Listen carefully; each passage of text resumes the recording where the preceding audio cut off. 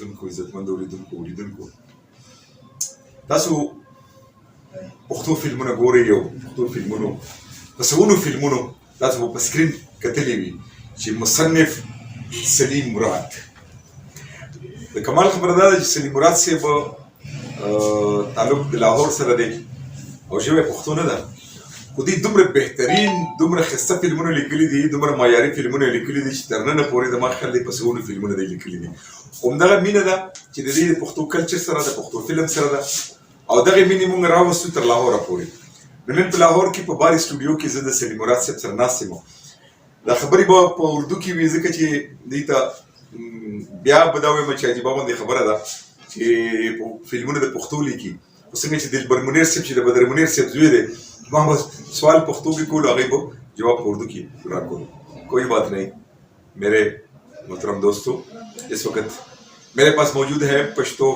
Film کے مشہور writer جنہوں نے بے-تحاشا سینکڑوں فلمیں پشتو کی تحریر کی ہے اور وہ فلمیں انہوں نے تحریر کی ہیں وہ فلمیں لکھی ہیں جو آج تک آپ لوگ دیکھتی بھی مطلب صرف دیکھنے کی حد تک نہیں آپ اس کو پسند کرتے ہیں کیونکہ انہوں نے ایک معیار ایک میزانیہ رکھے فلم لکھنے کے لیے تو اس کے ساتھ انشاءاللہ اس کی یہ جو انہوں نے جو راستہ اختیار کیا اس پہ بھی بات کریں گے اور سب سے پہلے میں ان کو سلام پیش کرتا ہوں اس کا شکریہ ادا کرتا ہوں کہ اے آر گل صاحب کی خصوصی معاونت میں اور خصوصی تعاون میں آج سارا دن 19 فروری 2022 صبح سے لے کر اس وقت تک شام تک اے آر گل صاحب میرے ساتھ رہیں اور مختلف لوگوں کے ہم انٹرویو کرتے ہیں تو شروع کرتے ہیں سلیم مراد صاحب سے اور سلیم مراد صاحب سب سے پہلے میں آپ سے گزارش یہ کروں گا کہ اپنا تعارف کیجئے کہ سلیم مراد صاحب کون ہیں کہاں سے تعلق رکھتے ہیں کہاں پیدا ہوئے ہیں تعلیم اگر ہے تو کتنی ہے تو کائنڈلی ذرا تفصیل سے اپنے ناظرین کو بتائیں جی بسم اللہ الرحمن الرحیم میرا تعلق گجرات سے ہے جی پنجاب کے علاقے سے تو میں 79 میں کالج کے دوران ہی فلم لائن جوائن کی تو فرسٹ آف آل میں سید نور صاحب کا اسسٹنٹ بنا اور 5 سال تک ان کو اسسٹ کیا اس میں انہوں نے مجھے کہا کہ یار تم رائٹر ہو تو بن جاؤ گے میں نے تمہیں کوئی رائٹنگ بول کے نہیں بلانی ہاں اچھا رائٹر بننا ہے تو اسکرین پلے سیکھو اور وہ میرے پاس نہیں ہے وہ ڈائریکشن ڈپارٹمنٹ میں ہے جس کے لیے میں نے عارف چودھری حیدر چودھری جوید فاضل صاحب شمی مرا ان لوگوں کو اسسٹ کیا ایز اے اسسٹنٹ ڈائریکٹر اور 5 سال کے دوران مجھے نور صاحب نے اجازت نہیں دی لوگوں نے زبردستی مجھے لینے کی کوشش کی ایک پروڈکشن تھی ببی پروڈکشن عزیز جہانگیری صاحب جی ان کا توتی بولتا تھا ان کی بیگم وحیدہ خان جی اس وقت ڈائریکٹر ہوا کرتی تھی تو فرسٹ مجھے انٹروڈیوس پشتوں میں انہوں نے ہی کروایا عزیز جہانگیری صاحب نے پہلی فلم میری کل ناوی تھی جس کی کہانی آپ نے لکھی بالکل اچھا تو وحیدہ خان ان کی نگران ہدایت کارہ تھی اور سعید علی خان ڈائریکٹر تھا تو تقریباً اس وقت کے ہمارے استاد ڈائریکٹر تھے یوسف بٹی صاحب وہ اپنا کیا نام ہے ممتاز علی خان صاحب اپنا سعید انسک سعیدی صاحب تقریباً کچھ 6-7 فلموں کے درمیان ہم 2 نئے بندوں کی وہ فلم لگی ناولٹی پہ اور وہی عید کی نمبر 1 فلم جو ہے وہ کنسیڈر ہوئی تو اس کے بعد کامیابیوں کا ایسا سفر شروع ہوا کہ آج لاسٹ فلم جو میری لگی ہے ریلیز ہوئی ہے یہ راجدہ بدماشی اور نوی زخمونہ اچھا اور اسٹل شاید اس عید پہ سردار ہو تو اس وقت تک میری اردو پنجابی اور پشتو 250 کے قریب فلمیں ریلیز ہو چکی ہیں اور 10-12 میری فلمیں ابھی انڈر پروڈکشن ہیں ان میں اردو بھی ہیں پنجابی بھی ہیں اور پشتو بھی ہیں اسٹل میں یہاں پہ ایک پنجابی فلم کی ہمارے وہ پروڈیوسر ہیں شہزاد گجر صاحب ان کی as a writer director film Punjabi کی کرنے کے لیے آیا ہوں جو کہ وہ باولپور میں پلان کر رہے ہیں تو پشتو کا سٹارٹ تو میرا عزیز جہانگیری کے ساتھ ہوا لیکن اس کے بعد نعیم خان صاحب جو آئینہ سنیما چلاتے تھے ان کو بھی ارشاد احمد صابری اللہ انہیں جنت نصیب کرے بیسیکلی میرے سب سے زیادہ فین وہ تھے उन्होंने बाई एयर मुझे टिकट बेच के अपने बाइक से मिलाते थे, जिनका नाम आफ्ताब अहमद साहब है। फोकर तैयारी की टिकट लेके मैं जाता था और शाम को मैं आके लाहौर में पंजाबी फिल्म की शूटिंग भी करवाता था, उसके सीन भी लिखता था। अच्छा, मतलब मैंने जहाज़ों पे सफ़र करके फिल्में लिखी। अच्छा सलीम मुराद साहब, आपने तो फिल्मों की कहानियाँ लिखी हैं और आपने मैंने मैंने मैंने पूछा कि आप ताल्लुक कहाँ से रखते हैं, आपने सिर्फ ये कहा कि गुजरात से। गुजरात से। मैंने ये पूछा कि आपकी अगर तालीम है तो कहाँ तक है, फिर ये फिल्म लिखना और ये किसी से सीखा या मतलब है किसी से इस्तिफादा किया है, किसी की शागिर्दी में है, आप असिस्टेंट तो रहे, ये एज ए राइटर आप, और फिर आपने पश्तो फिल्म में ऐसे फिल्में तहरीर की कि वो उन्होंने रिकॉर्ड बिजनेस की और कामयाब फिल्में, किस तरह आप मतलब आप पश्तो नहीं जानते, आपको पश्तूनों का कल्चर का इतना अदराक नहीं है जितना एक पश्तून राइटर को होता है, फिर भी आपने ये लाइन इख्तियार किया पश्तो फिल्में लिखना, तो ये मतलब नामुमकिन बात नहीं थी? कि बेसिकली ये शौक था मेरे बड़े भाई का। अच्छा, वो फिल्म लाइन में आया भी, लेकिन बाप नहीं था सर पे, तो वो बड़े भाई का नाम क्या था? मोहम्मद सादिक। मोहम्मद सादिक। हाँ, उनका बेसिकली शौक था। वो मैट्रिक करने के बाद यहाँ आए, उस वक्त मैं 7वीं क्लास में पढ़ता था। अच्छा, तो उसकी तहरीर देख देख के ना तो मुझे भी शौक पड़ा। 7वीं जमात में मैंने पहली फिल्म लिखी, अफलास। 7वीं जमात में? 7वीं जमात। अच्छा, क्या नाम था फिल्म का? अफलास। अफलाक उर्दू का था? उर्दू की फिल्म लिखी। अच्छा। उस वक्त जाहिर है मैं गुजरात से बिलोंग करता था, तो फिल्म लाइन में मेरा कोई वाकिफ नहीं था। तो पहली दफ़ा मैं, हमारे वहाँ शहदौला दरबार है जहाँ के वो चूहे मशहूर है, यहाँ शाहनूर में एक शमून रिकॉर्डिस्ट होते थे, उनका रुका लेके मैं बशीर नियाज साहब को मिलने के लिए गुजरात से लाहौर आया। अच्छा। उस वक्त समुंदर खां वगैरह चौकीदार जो होते थे हमारे गेट पे, वो पब्लिक को डंडे मारते थे। अच्छा। और एक्टर देखने के लिए ऐसा हजूम लगता था स्टूडियोज के बाद, और बहुत से हमारे एक्स्ट्रा सप्लायर वहीं से वो उस हजूम को जो है ना अंदर बुला के तो फिल्मों में एक्स्ट्रा की हैसियत से काम भी करवाते थे। लेकिन मेरे ये खुशकिस्मती रही कि मैं आते ही जो है ना वो चौकीदार को कहा भी मैं बशीर नियाज साहब का गेस्ट हूँ। तो मेरे साथ एक रिश्तेदार था जो लाहौर का था, उसने कहा आप इधर ही ठहरो और आप अंदर जाओ। अच्छा। तो मैं पहली दफ़ा जब बशीर नियाज साहब से मिला तो उनको मैंने कहानी सुनाई, तो तकरीबन को 5 मिनट के बाद उन्होंने कहा कि एक मिनट मुझे ये बताओ बरखुरदार कि तुमने स्क्रीन प्ले कहाँ से सीखा? अच्छा। स्क्रीन प्ले वो क्या होता है? कहते ये जो तुम सुना रहे हो कि जी वो टांगा घोड़ा जो है वो खड़ा हो जाता है और 2 पाँव उतरते हैं, कैमरा हो देते बजा। उस वक्त मुझे टेक्निकल वर्ड नहीं आते थे जो फिल्मी इस्तिलाह के थे। अच्छा। लेकिन मैं सुनाता शुरू से स्क्रीन प्ले वाइज था। अच्छा। तो उन्होंने कहा यार अगर तुम फिल्में देख के इस हद तक करते हो तो तुम ग्रेजुएशन पूरी करो फिर फिल्म लाइन में आओ। अच्छा। ये भागी नहीं जा रही। मैंने कहा जी मैं कोई प्रोफेशन नहीं, मैं मेडिकल का स्टूडेंट हूँ, मैंने घर वाले मुझे डॉक्टर बनाना चाहते हैं, ये मेरा शौकिया है, मैं 1-2 फिल्म लिख के वापस चला जाऊंगा। अच्छा। तो उनका एक जुमला अल्लाह बख्शे बशीर नियाज साहब का आज तक मुझे याद है। उनका बरखुरदार पहले शौक ही होता है, प्रोफेशन बाद में बनता है। बिल्कुल सही है। तो मैं जब नूर साहब के साथ असिस्टेंट हुआ ना तो उन्होंने कहा बरखुरदार प्रोफेशन बन गया। तो नूर साहब ने मुझे पश्तो लिखने की इजाज़त असिस्टेंट के दौरान ही दे दी। अच्छा। क्योंकि उन्होंने एक फिल्म लिखी थी वहीदा की बीवियाँ हैं बीवियाँ, उर्दू की फिल्म ना। तो उसमें सईद अली खान ने जब नूर साहब नहीं मिलने तो उसने मेरे पास आ जाना, यार ये सीन लिख दो, ना वहीदा को पता लगेगा ना नूर को पता लगेगा। अच्छा। वो दोस्ती में मैंने लिख देना।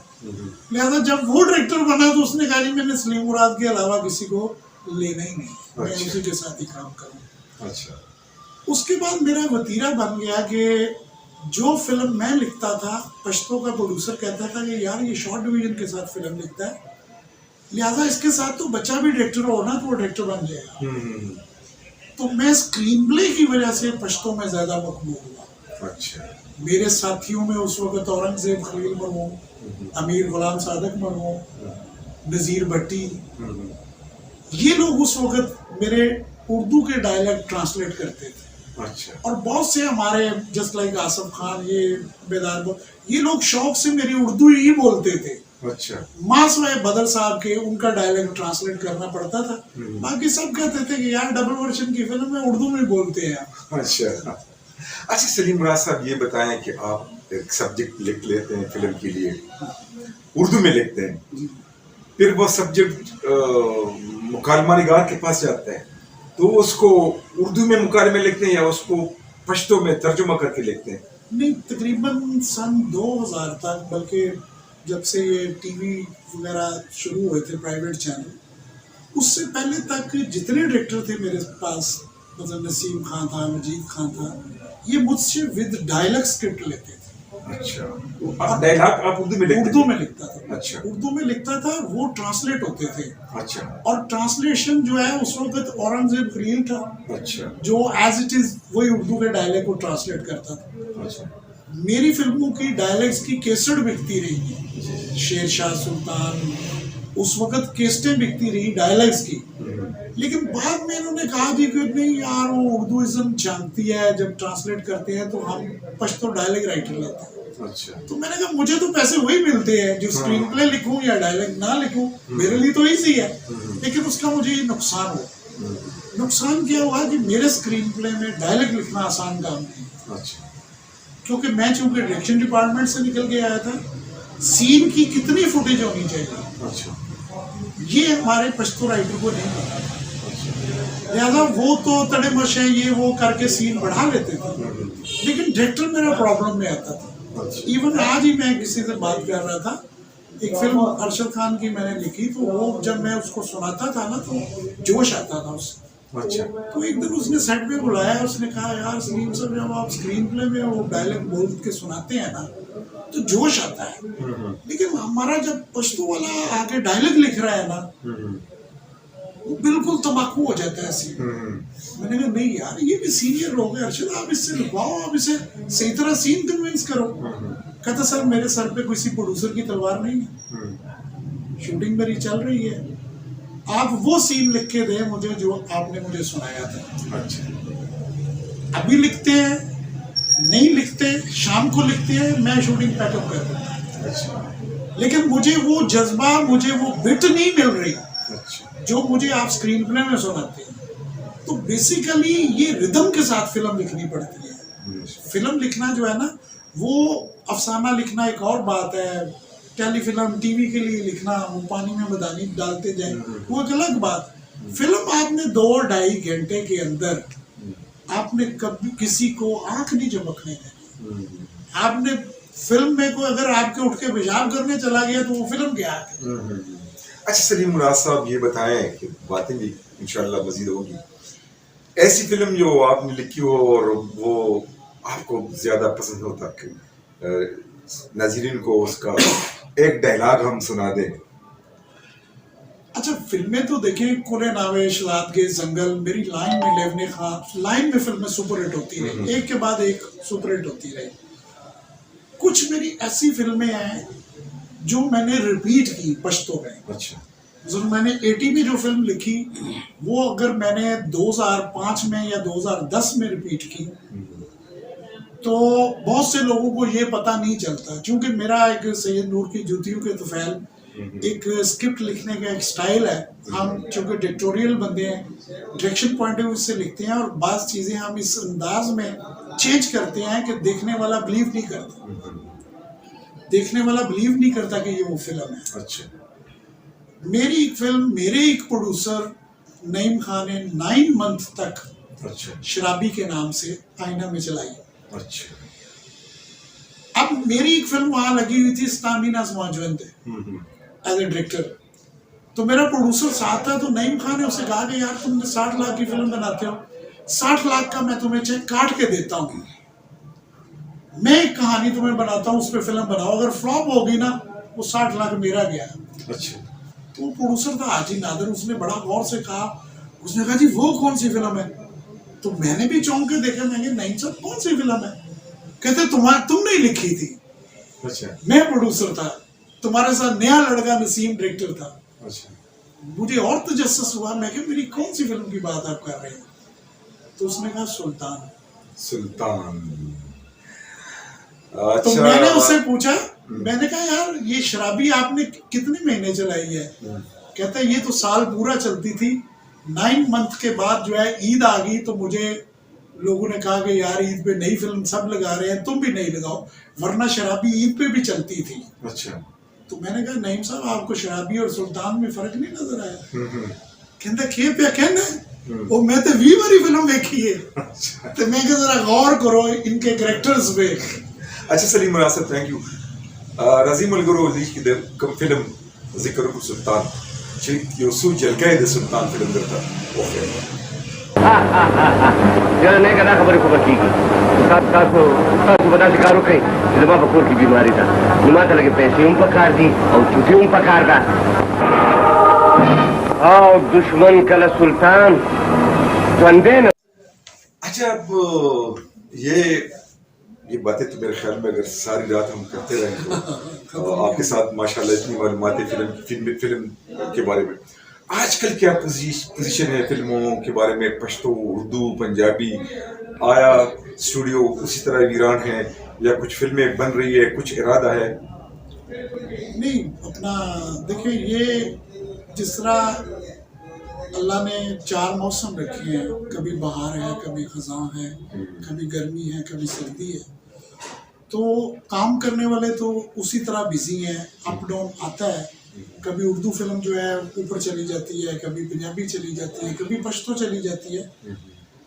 अल्लाह ने टाइम बांटे हुए हैं। सिंधी फिल्म हमारी ख़त्म हो चुकी है, वो भी कोई ना कोई बना ही लेता है, लेकिन हमारी फिल्में जो है ना, जब उर्दू पंजाबी ख़त्म हो गई थी तो पूरी इंडस्ट्री सिर्फ और सिर्फ पश्तो की वजह से चलती है। पश्तो में ऐसी ऐसी फिल्में बनी कि लोगों ने प्रॉफिट भी दिया, पैसे भी कमाए लोगों ने, फिल्में भी अच्छी थी।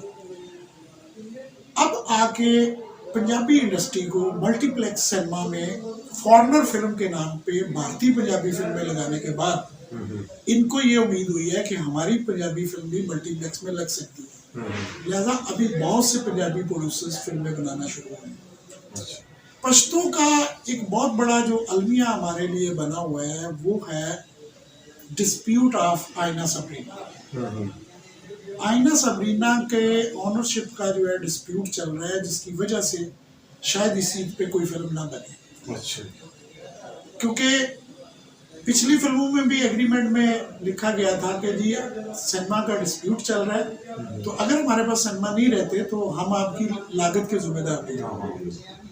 दूसरे जो पिछली ईद पे फिल्में बनी थी, एक तो कोरोना की वजह से जब सिनेमा खुले तो पब्लिक का वो रिस्पांस नहीं था, तो फिल्में तो उसी हिसाब से महंगी बनती गई।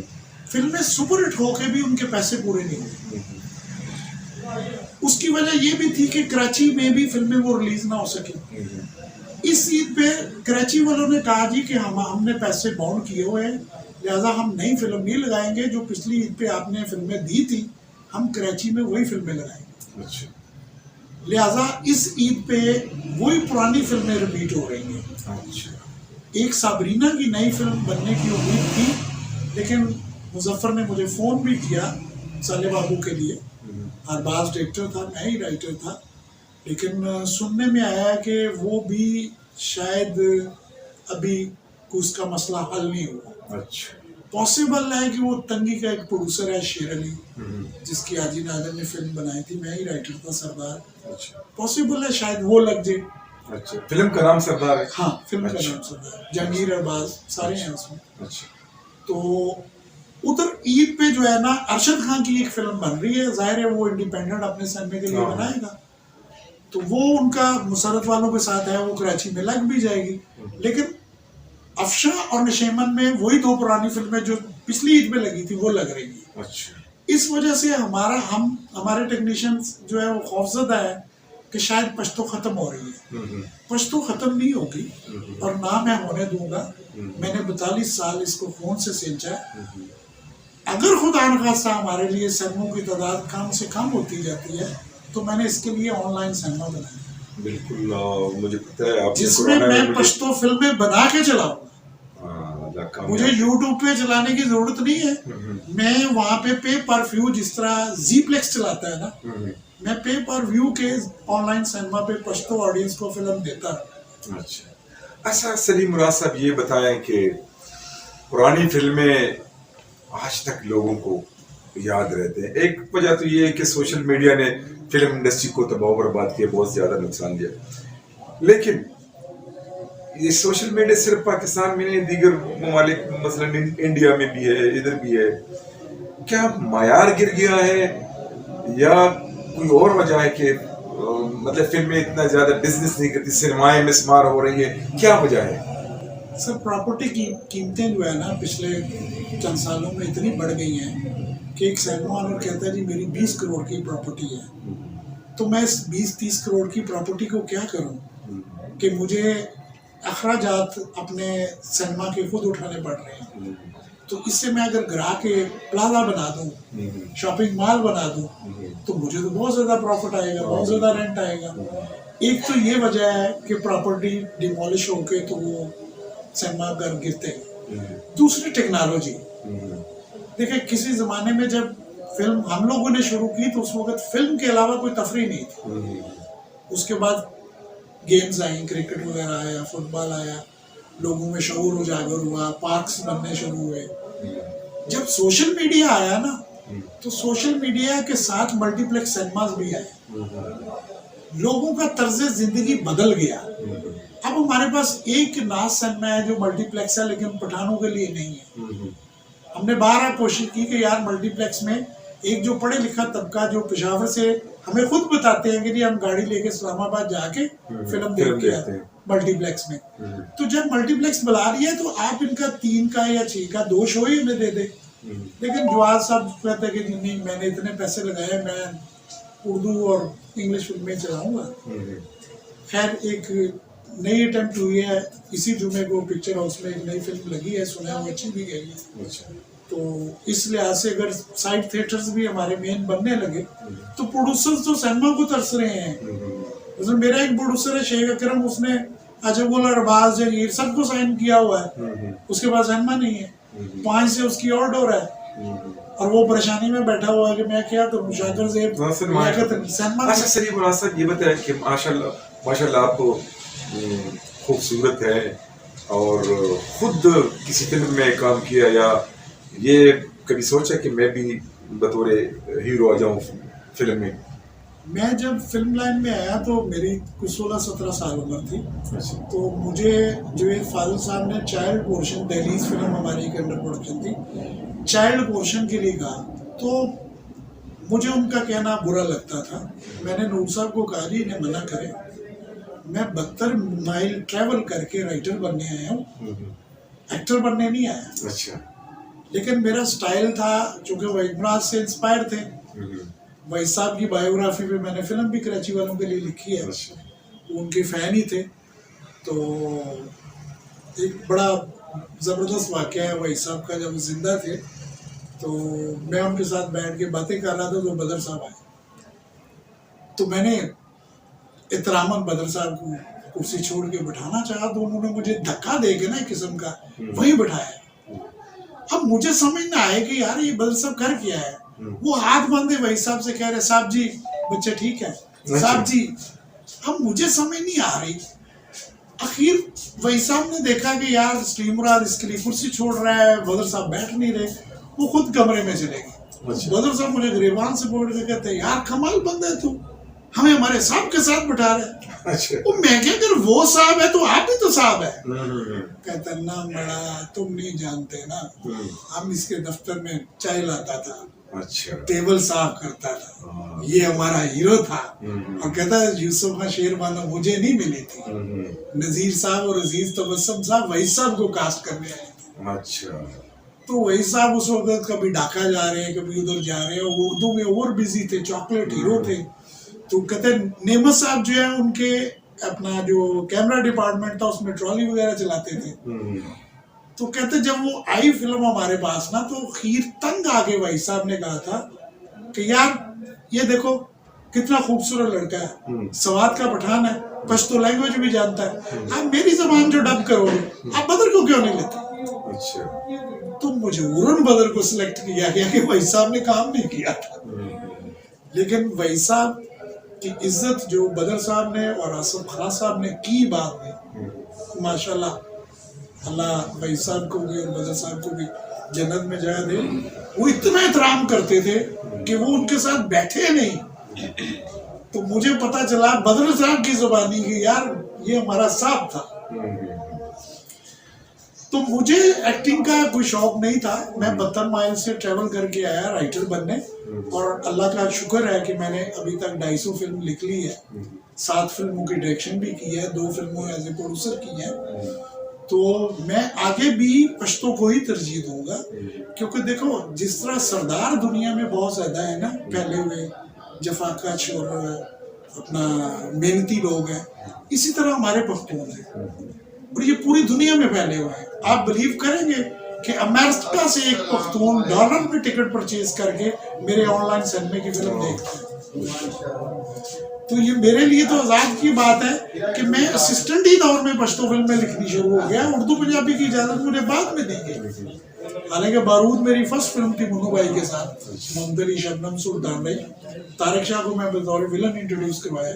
तारिक शाह उर्दू पंजाबी में जो है ना वो अपना पश्तो में तो विलन करता ही नहीं था। उसको पहली फिल्म कुले नामे विलन मैंने बनाया। तो बहुत से आर्टिस्ट, बहुत से डायरेक्टर्स मैंने पश्तो में इंट्रोड्यूस कराए, बल्कि शाद बाबू और नईम खान वगैरह तो मुझे डायरेक्टर मेकर का खिताब देते थे कि यार जो असिस्टेंट डायरेक्शन करना चाहता है ना, अगर वो थोड़ा बहुत भी सीखा हुआ है तो श्री मुराद राइटर ले लो, वो सुपरहिट हो जाएगा। एसपी साहब द बदमाशान हम सखपलु सुलवी खपलस सिक्योरिटी लरी अब्यामा बाखोपा बदमाशा की PhD करेदा। और स्टिल अभी तक मेरा जो है ना वो सफर जारी है। माशाल्लाह, अल्लाह आपको अपनी नेक मकासद में कामयाब करें। ګرانو ملګرو، دا د پښتو فلمونو د نوموړي لیکوال سلیم مراد صاحب د ژوند د فلمونو په هکله د دې د ژوند او د فن قصه تمه لرمه، چونکې دی د پښتو فلمونو لیکلي دي، خو خبرې په اردو کې وکړي. او زما ډېر ملګري چې دي نو هغوی په اردو باندې هم پوهېږي، ځکه چې اردو زمونږ په دې وطن کې که زمونږ ژبه نه ده نو د رابطې او ژبازت د قومونو ترمنځ ده. نو زه په دې هیله، په دې اساس تاسو نه اجازت غواړم چې نه یوازې دا مرکبه تاسو په خپله ګورئ، خوښوئ به، بلکې دا به د دې لینک په نورو ملګرو سره شیر کوئ.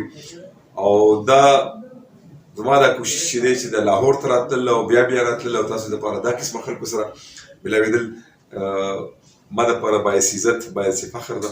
او بیا د سلیم مراد صاحب ډېره مننه، یو جهان مننه کوم چې ما له وخت راکړو. دا ډېر یعنې مصروف ترین شخصیت دی او زما په یو ټلیفون باندې دی چې کوم دی نو مالا وخت راکړو. थैंक यू जी, बड़ी मेहरबानी, अल्लाह आपको खुश रखे. यार ये तार निकाल देना।